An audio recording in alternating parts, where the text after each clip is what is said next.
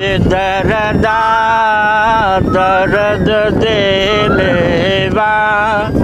उहेनु दी दवाई हो मन के अन भइल दुश्मन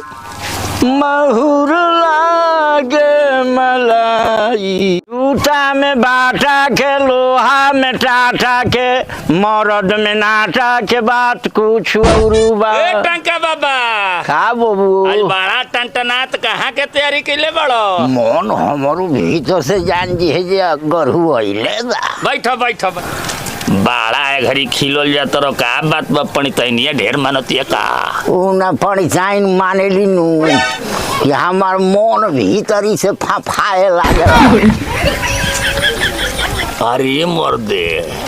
देखो तनी कुल चेहरा और पहले एकदम कदुआइल काइयस रहल है एकदम बदलल जात रहे घड़ी बुझाता जे खातर चिकन आई ओकनाई ना तनी मनी सेवा बा नानू ये मामला में तो जान लो हमारो पणितनिया कम ना हो बे हमारा नहाइले बे हमारा जल खा न लेने तले कोठ तक पानियो न जाए दिले हाँ आता ना पड़ी चाइन तार लूरी गरी हई तोरू का न जानी कि नई होरे के 420 हई रे मर्द इहो का कहब तो का सभी तिरी हो अरे देवरी ये काम होता है रुक रुक रुक रुक रुक अरे ले चल जा जा छोड़ दे ए जी सुनिए का हो चल मेरी गुड के बिस्कुट मंगा ले बहन ठीक बनू हमारा खातिर हाँ चल घर में बैठ के खा ले छोड़ी देखल जलले हम खाना लेनी कहनी हनु तो ले पानियो न पिएले सरल पाकी हो हटावे जैसे चल हम नाश्ता तैयारी कर दिले बनी रउआ जाई नहाई नहा के तब नाश्ता वास्ता करब जान तनी जब तक रउआ ना खानी तब तक हम एगो ना गराहिला और रउआ हम नतिया के चलते बदकुचन कैले रहनी है बताई कैसे कैसे बोलत रहल रउआ बारे में आई बताओ टाकावा कातना मतलब कि बदमाश बा हमार होतना मेहरारू माने ली तो ऐसन करो बैठो हम बस 5 मिनट में जाके यूं नहा के यूं आवत हां जाई बढ़िया से नहा धो के आई तब टाका बाबा के बात पर विश्वास क के देखो तनी उसे तो आज करा के अजमइबे करो बर्तन जूठ हो गइल बा बानी जी ए रो बानी इतना ती चलिए गोलन पहले बिस्कुट खा लेवे दा ना तो पूरा गांव कहीं लू कि दिन भर नइखे खाए के ओहो तो विधवा के रूप देबे कर सरार मुस्मत बनई है सा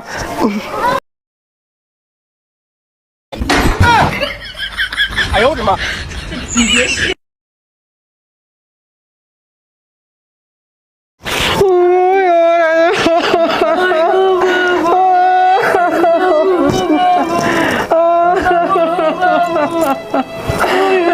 ज्यादा चिपरा अंबानी नु राम दादा उजर गई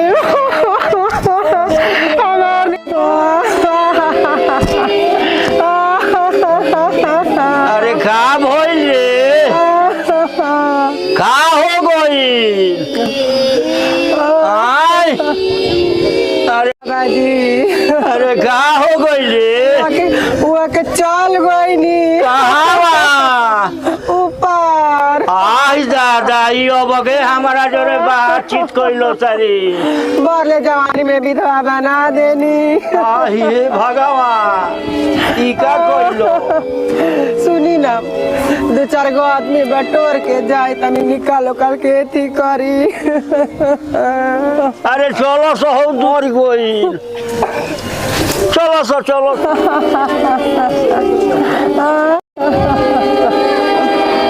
घर में बड़े चलो चली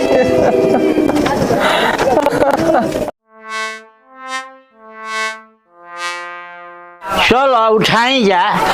हाँ चलो उठाई जा धरल उठाओ ज्यादा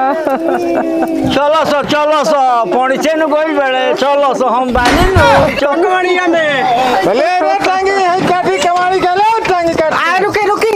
कवड़िया का काट हां तब क्या काट गोड़ा एक काट दिया ई नाती तो चलिए गोड़ा रब कौन काम बा तो गोड़े में काट दे हाँ गोड़ा एक काटी निकाली होने फेंकी होने ले जाके साहब हाँ अरे पंचाई बा हेने आओ हमारा के टांका बाबा गलती ना कहले रहा कि मेहरारू जाति के भरोसा कबहू मत करो ना जी ऐसन बात ना वो तो हम आँखी देख लेनी हो अब हम जिंदगी में कबहू भरोसा हो ही जौन एक दर्जन आयल है हमारे आधा पटाऊ तो बा ऐसन बात नहीं